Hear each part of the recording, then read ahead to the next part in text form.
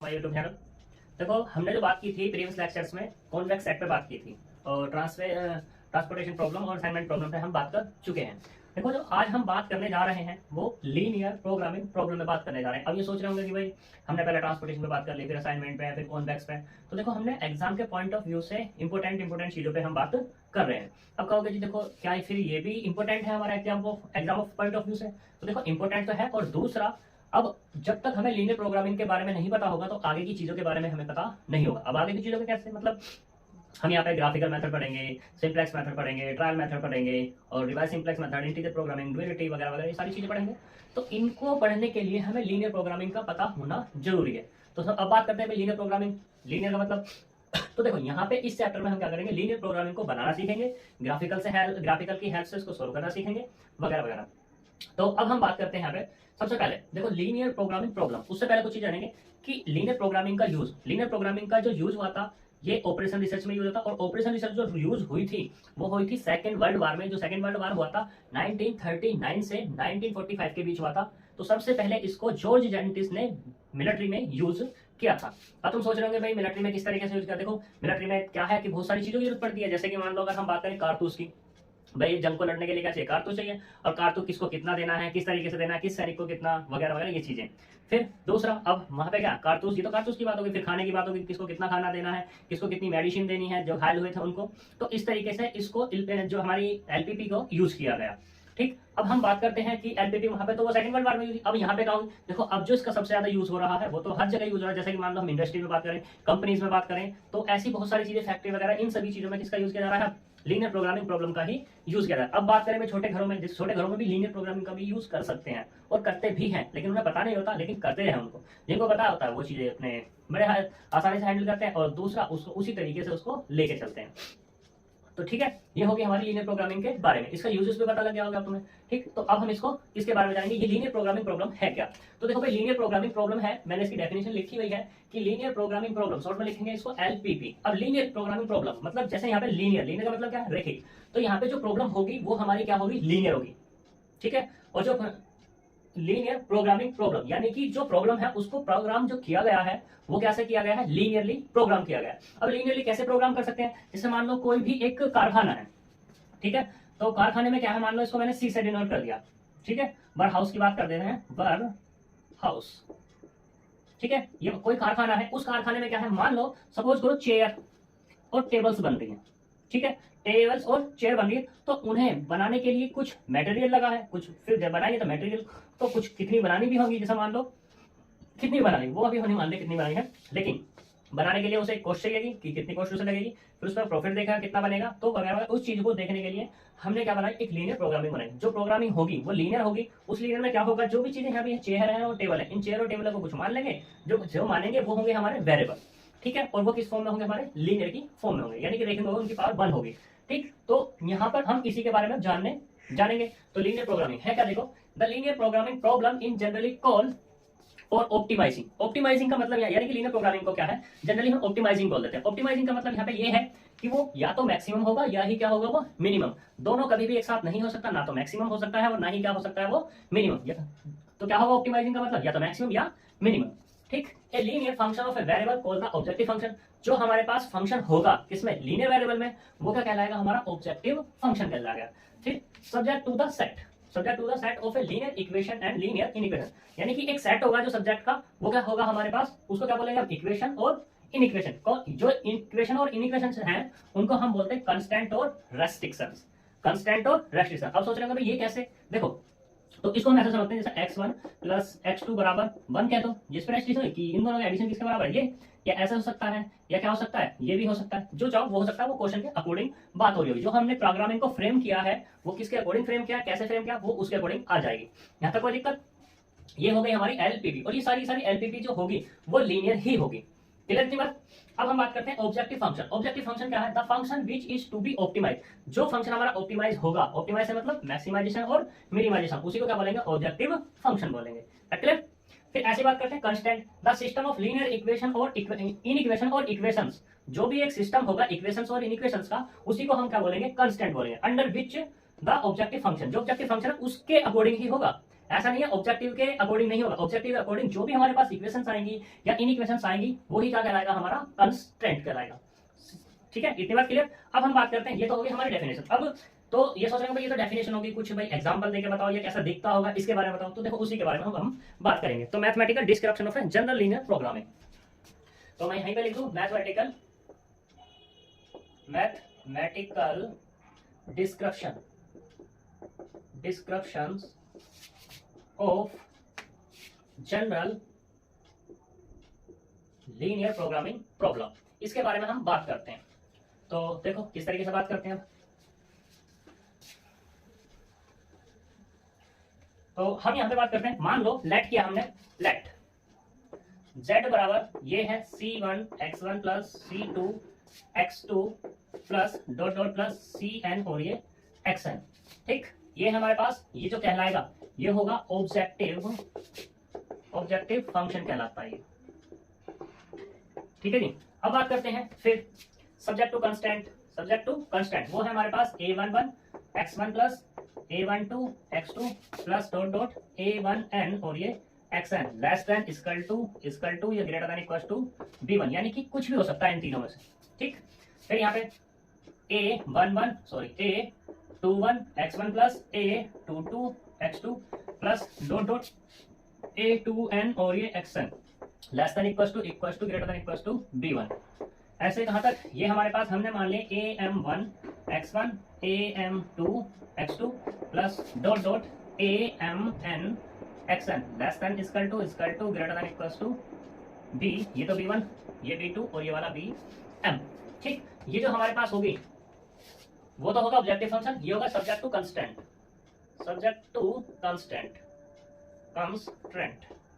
ठीक, अब बात करते हैं non negative restrictions. Negative restrictions वो क्या है, रिस्ट्रिक्शंस वो है हमारे पास कि ये जो x1 है x2 है डॉट डॉट जितने भी हैं xn सारे के सारे या तो ग्रेटर होंगे या बराबर होंगे किसके, 0 के। अब ये है हमारे पास क्या, एक फॉर्मूलेशन, मैथमेटिकल फॉर्मूलेशन, यानी कि जो हमारे पास एलपीपी है वो इस तरीके की दिखेगी। अब इसको अगर मैं मैट्रिक्स फॉर्म में कन्वर्ट करूं तो मैट्रिक्स फॉर्म, जो मैट्रिक्स फॉर्म होगी वो होगी z इक्वल टू cx और ax less than equal to greater than equal to b और x greater than equal to 0। अब सोच रहे होंगे ये कैसे, तो देखो यहाँ पर जो ये c है हमारे पास c1 c2 dot dot cn। बात करते हैं किसकी, x जो है हमारे पास x1 x2 dot dot xn और उसका ट्रांसपोज। अगर बात करूँ मैं किसकी, b की, तो ये है b1 b2 dot dot bm और उसका भी ट्रांसपोज।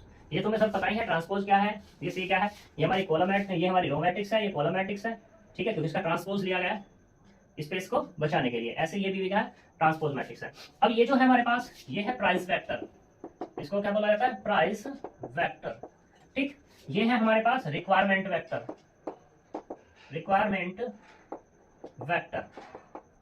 ठीक है जी, और ये हमारे पास वेक्टर है ही ये वाला।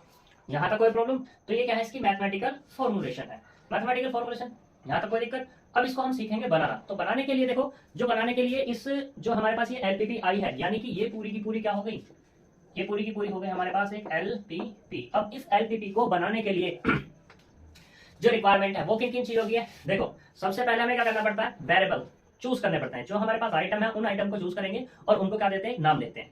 ठीक है, फिर उनको देखते हैं हमें उन्हें क्या लेना होगा, सारे या तो नेगेटिव लेंगे या तो पॉजिटिव लेंगे या क्या लेंगे, वो ग्रेटर लेंगे। ठीक है, सॉरी 0 लेंगे, यहाँ तक कोई दिक्कत। फिर उसमें एडिशन होगा, सब्ट्रैक्शन होगा, मल्टीप्लिकेशन होगा, डिवीजन होगा, ये सारी चीजें इनमें सब में इन्वॉल्व की जाती है। ठीक, अब हम सीधे सीधे डायरेक्टली अब चलते हैं एक क्वेश्चन पर। एक क्वेश्चन लेते हैं, उसको मैथमेटिकल फॉर्मुलेशन में तुम्हें बना करके दिखाते हैं कि वो किस तरीके से तुम्हारा बनेगा। तो हम एक प्रगति की बुक के क्वेश्चन पर बात करते हैं।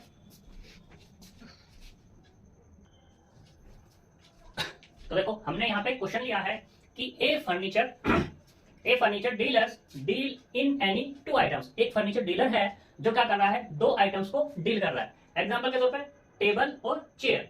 ही हैज रुपीज 10,000 टू इन्वेस्ट, यानी कि वो 10,000 इन्वेस्ट करने को रखता है and a space to store at amount 60 pieces, उसके पास जो स्पेस है स्टोर करने के लिए वो 60 पीसेस का है, यानी कि टेबल और चेयर 60 पीस से ज्यादा वो स्टोर नहीं कर सकता। फिर ए टेबल कॉस्ट हिज रुपीज 500, जो टेबल की कॉस्ट है 500 और जो किसकी है चेयर की है वो 200। ही कैन सेल ए टेबल, ठीक है, एट प्रॉफिट ऑफ रुपीज 50, यानी कि जब टेबल को सेल करता है उसको प्रॉफिट कितना होता है उसको 50 रुपए, ठीक है। एंड चेयर पे जो प्रॉफिट होता है वो कितना होता है उसको 15 rupees. Assume that he can sell at the item that he buys, हमें एज्यूम मतलब जो बाय करता है वो यही एज्यूम करके बाय करता है। हमें क्या करनी है, हमें प्रॉब्लम तैयार करनी है, फॉर्मुलेट करनी है प्रॉब्लम, वो भी कैसी, मैक्सिमाइजेशन की। अब सोच रहे होंगे मैक्सिमाइजेशन, देखो यहाँ पे तो इसने मैक्सिमाइजेशन कह दिया कि मैक्सिमाइजेशन की प्रॉब्लम को क्या करो, क्रिएट करो, फॉर्मुलेट करो, लेकिन कुछ क्वेश्चन ऐसे आते हैं कि फॉर्मुलेट मैक्सिमाइजेशन नहीं बोलता, वो कहता है फॉर्मुलेट द प्रॉब्लम। तो वो प्रॉब्लम तुम्हें खुद सोचनी होगी, ये मैक्सिमाइजेशन की आएगी या किसकी आएगी, मिनिमाइजेशन की। देखो अगर कहीं भी पूरे के पूरे क्वेश्चन में बात हो रही हो किसकी, प्रॉफिट की, किसकी बात हो रही हो, प्रॉफिट की, तो हमेशा प्रॉब्लम आएगी तुम्हारी मैक्सिमाइजेशन की। अगर क्वेश्चन में तुम्हारी जो बात हो रही है किसकी हो रही है, लॉस की, तो प्रॉब्लम आएगी हमेशा मिनिमाइजेशन की। अब जैसा मैंने तुम्हें बताया क्वेश्चन को सोल्व करने के लिए क्या करना पड़ेगा, सॉल्यूशन। तो सबसे पहले जो हमारे पास आइटम्स दिए हुए हैं उनको लेट कर लो। तो लेट किया मैंने कि let x1 and x2 denoted by table and chair. Table और चेयर को क्या करो, डिनोट कर लिया, ठीक है। एंड देखो दूसरा इसमें क्या गिवन कर दिया है, गिवन ये कर दिया कि जो हमारे पास कॉस्ट ऑफ टेबल वो कितनी, टेबल को क्या माना मैंने x माना है, और टेबल की कॉस्ट कितनी है 500, वो कितनी है 500 रुपीज, यानी कि कॉस्ट ऑफ टेबल कितनी हो गई रुपीज 500 x। ऐसी कॉस्ट किसकी हो जाएगी, चेयर की, तो चेयर की कितनी हो जाएगी तुम्हारे पास, वो हो जाएगी 200 x2। अगर मैं बात करूं यहाँ पे किसकी, अब देखो बात है यहाँ पे किसकी, प्रॉफिट पे भी बात हो रही है जी। प्रॉफिट कितना है उसको, प्रॉफिट कितना हो रहा है, जो टेबल है उसको 50 रुपए हो रहा है और जो चेयर है उस पर कितना हो रहा है 15 रुपए हो रहा है, ठीक। तो बात करते हैं, या ऐसे कह दो इसको, कॉस्ट ऑफ टेबल, ये भी सही है, इसको चलो बाद में लिख लेंगे, ठीक है। नाउ प्रॉफिट ऑन टेबल, वो कितना हो रहा है, टेबल रुपीज 50 रुपीज, यानी कि 50 x1 कह सकते हैं इसको, ठीक है। ऐसे ही प्रॉफिट ऑन चेयर वो कितना हो रहा है यहाँ पर 15, यानी कि x2। तो टोटल प्रॉफिट कितना देगा, टोटल प्रॉफिट उसको हम एक नाम दे देते हैं z इक्वल टू 50x1 और प्लस के 15x2। यहां तक कोई दिक्कत, ठीक, चलो अच्छी बात है। तो यहाँ निकल के अब बात करते हैं कॉस्ट कितनी है। तो देखो कॉस्ट किसकी, कॉस्ट ऑफ टेबल की कॉस्ट कितनी है, वो कितनी हो जाएगी 500x1। कॉस्ट चेयर की कितनी हो जाएगी, चेयर वो हो जाएगी हमारे पास 200x2, क्योंकि 500 दी हुई है और चेयर की कितनी दी हुई है 200। तो यहाँ तक कोई दिक्कत। अब जो टोटल की बात हो रही है उसके पास इन्वेस्ट करने के लिए कितना है 10,000, तो 10,000 पे बात करते हैं, यानी कि the total cost x1 and x2 या ऐसे कहते हैं total cost table and chair, वो कितनी होगी तुम्हारे पास, वो होगी 500x1 प्लस के 200x2 less than equal to 10,000, ठीक है जी। इसको हम ऐसे भी कर सकते हैं कि 5x1 प्लस के 2x2 less than equal to 100 भी लिख सकते हैं, क्योंकि 2 जीरो से 2 जीरो कैंसिल आउट हो जाएंगे, ठीक है। टोटल स्पेस कितना है जी, टोटल स्पेस किसका, total space for table and chair, total space कितना है, यानी कि x1 प्लस x2 के लिए कितना है, ज्यादा से ज्यादा 60 का, ठीक है। तो यह क्या निकल के, नाउ मैक्सिमाइजेशन प्रॉब्लम। अब इसको सबको इकट्ठा करके लिख लो, तो क्या होगी तुम्हारे पास z मैक्सिमम। यहाँ पे एक चीज और लिख लेना पहले, क्योंकि देखो x1 और x2 है, यानी कि टेबल और चेयर है, तो इसका मतलब है since item given item givens then non negative, यानी कि कभी भी वो नेगेटिव नहीं हो सकते। तो इसका मतलब क्या होगा कि x1 और x2 greater than equals to 0, या तो होंगे या वो नहीं होंगे। तो यहाँ पे कितना आएगा तुम्हारा, ये आएगा मैक्सिमाइजेशन की प्रॉब्लम 50x1 और प्लस के 15x2। ये क्या हो जाएगा तुम्हारा, इसको नाम दिया जाएगा objective function subject to constant. वो कितनी होगी तुम्हारे पास, ये होगी 5x1 plus 2x2 less than equal to 100, और दूसरा कितना है x1 plus x2 less than equal to 60। और यहाँ पे non negative restrictions, non negative restrictions जो होगी हमारे पास वो होगी कि x1 और x2 greater than equals to 0। ये तुम्हारे पास एक एलपीपी बन जाएगी। तो ये तुम्हारी एलपीपी को क्रिएट करने का ये इस तरीके से क्रिएट की जा सकती है। अब जैसा देखो मैंने तुम्हें बताया था कि जो एलपीपी का यूज हो रहा है घरों में यूज हो रहा है, तो यहाँ पे क्या है, ये कारखाने की तरह मान लो, इसको फैक्ट्री मान लो, या घर पे भी ये तो बनाई जा सकती है। अभी किसी के पास स्पेस हो उसके पास वो बना सकता है, ले सकता है, खरीद सकता है, जो भी चीज है वहां पर। तो ठीक है, ये हमारी एलपीपी बन गई।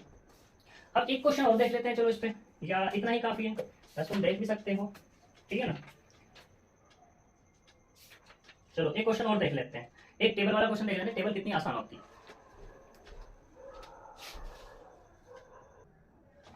देखो हमारे पास ये क्वेश्चन है, तो इस क्वेश्चन पर और बात कर लेते हैं, फिर हमारे पास ये एक्सरसाइज एलपीपी बनाने का काम खत्म हो जाएगा, फिर हम बात करेंगे सॉल्यूशंस पे, इसका सॉल्यूशन कैसे करते हैं। तो देखो इसने एक क्वेश्चन दिया है, कृष्णा की बुक का क्वेश्चन है।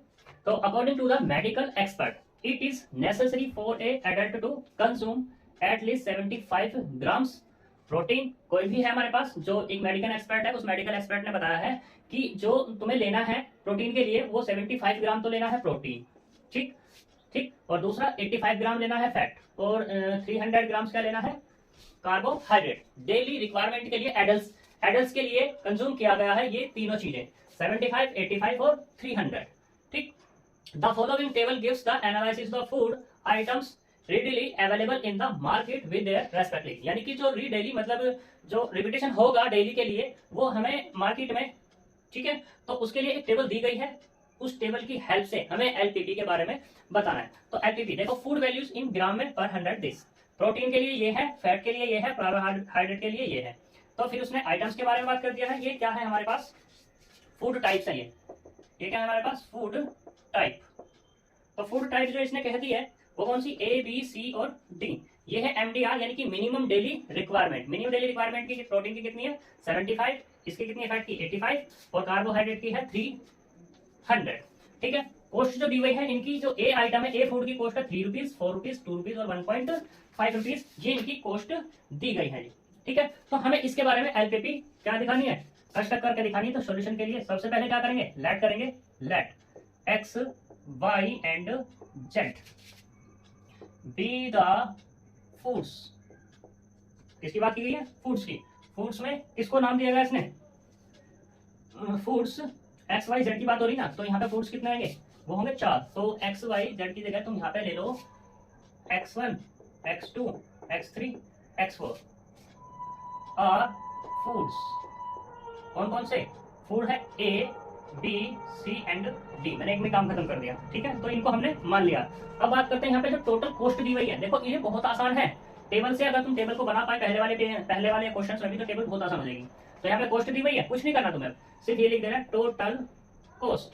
तो टोटल कॉस्ट कितनी आएगी, देखो कॉस्ट दी हुई है, फूड की कितनी है 3, यानी कि ए को कितना माना है x1 प्लस दूसरे वाले कितना, बी को कितना माना है x2 यानी कि 4x2, सी को कितना माना है तुमने x3, उसकी कॉस्ट कितनी है 2 यानी कि प्लस के 2x3, डी को क्या माना है तुमने x4 और उसकी कॉस्ट कितनी थी 1.5 प्लस 1.5x4। तो टोटल कॉस्ट निकल गई है। अब बात करते हैं टोटल अमाउंट प्रोटीन। अब टोटल अमाउंट की बात करते हैं प्रोटीन की, तो वो कितना है, टोटल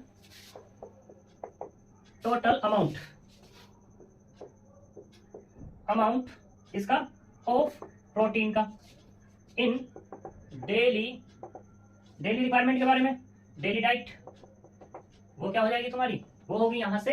देखो ए के लिए क्या माना x1 यानी कि 180 x1 प्लस दूसरे वाला क्या माना x2 यानी कि बी की कितनी आ जाएगी 160 x2 प्लस अगले वाले की 40 x3 प्लस अगले वाले की कितनी आ जाएगी 50 x4, और टोटल कितना है यहाँ पर दिस 75, और 75 में कितना आ जाएगा इसका ये इसने 75 पूरा का पूरा दिया।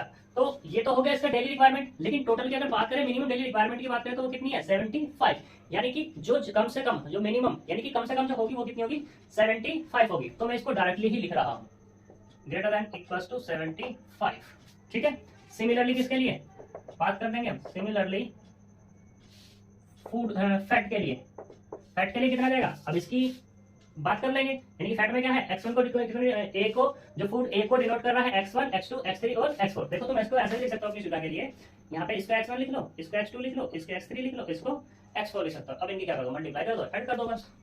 तो कितना आएगा यहाँ पे, ये आएगा 150 x1 प्लस 40 x2 और कितना 200 x3 plus 800 x4 greater than equal to कितना आएगा 85।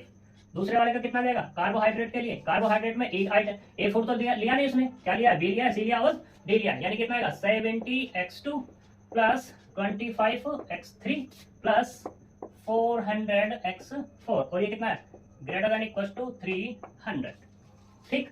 और क्या होगा यहाँ पे x1 x2 x3 x4 greater than equal to 0। Now LPP देखो कोस्ट की किसकी बात हो रही है, कोस्ट रुपीज इन पर किलोग्राम में बात हो रही है। और यहाँ पे क्वेश्चन में कहीं नहीं कहा इसने क्या बताना है तुम्हें कि ये मैक्सिमाइजेशन है या मिनिमाइजेशन है, बस इसने फॉर्मुलेट करने के लिए कहा कि एलपीवी को फॉर्मुलेट करो। अब तुम सोच रहे हो भाई कैसे हम इसको मिनिमम बताएं या मैक्सिमम बताएं, तो देखो यहाँ पे कोस्ट इन रुपीज की बात आ रही है पर किलोग्राम में, तो यानी कि यहाँ पे क्या हो रहा है खर्च हो रहा है, खर्च होने में कोस्ट की बात है। जब भी कोस्ट की बात आ रही है, कोस्ट तो पीछे भी आ रही थी लेकिन वहां किसकी बात हो रही थी प्रॉफिट की बात हो रही थी। ठीक है। यहाँ पे प्रॉफिट जैसा कुछ ऐसा नहीं है, कोस्ट की अगर खर्च करने की बात करें तो लॉस ही तो हो रहा है उसका, तो इसलिए यहाँ पे कैसी आएगी प्रॉब्लम आएगी ये इसकी मिनिमाइजेशन की। यानी कि क्या होगा z मिनिमम बराबर जो होगा वो कितना होगा 3x1 plus 4x2 plus 2x3 plus 1.5 x4। ठीक। दूसरा 180x1 plus 160x2 plus 40x3 plus 50x4 greater than equals to 75। ऐसे यहाँ पे 150x1 plus 40x2 plus 200x3 plus 80x4 greater than equals to 85। यहाँ पे ये 70x2 plus 25x3 plus 400x3 greater than equals to 300 और x1 x2 x3 x4 greater than equals to 0 या तो होंगे या नहीं होंगे, तो इसलिए कहेंगे सारे सारे ग्रेटर कर देंगे, ये तुम्हारा एलपीपी बन जाएगी। अब इसमें एक अच्छी सी बात देखो, पहले वाले में क्या आ रहे थे ये सारे के सारे लेस देन आ रहे थे, लेकिन इसमें क्या आ रहे हैं सारे के सारे ग्रेटर। जब भी तुम्हारा केस बनेगा मैक्सिमाइजेशन का तो सारे के सारे लेस देन इक्वल टू में आएंगे, और जब भी मिनिमाइजेशन का होगा तो क्या आएंगे सारे के सारे ग्रेटर देन में आएंगे। ये इसको चेक करने का एक अच्छा सा फंडा भी है। अगर हम पहले बात करें तो अभी वैसे अभी भी दे रहे हैं पेपर तो बैक वाले बच्चे, तो बैक वाले बच्चों का ये एक क्वेश्चन आता है, कोई ऐसे ही क्वेश्चन दे देता है और उसमें पूछता है कि बताओ जी इसकी एलपीपी बताओ। तो देखो वहां पे दो क्वेश्चन, दो तो हमारे ऐसे ही डिस्कार्ड हो जाते हैं कि दो तो देंगे मैक्सिमम के और दो ही देंगे मिनिमम के। जबकि कॉस्ट की बात आएगी तो less than sorry greater than, और मैक्सिमम प्रॉफिट की बात आएगी तो क्या आएगा लेस देन। तो दो ऑप्शन तो वही डिस्कार्ड हो जाते हैं और फिर बचते हैं तो उनमें देखना पड़ता है कौन सा क्या है, क्योंकि इनमें हेरफेर करके वो देता है। ठीक है। तो ये हमारी क्या होगी फॉर्मुलेशन होगी एलपीपी। अब इसके बारे में बात करेंगे सॉल्यूशन के, तो नेक्स्ट लेक्चर में मिलते हैं। ठीक है, थैंक यू।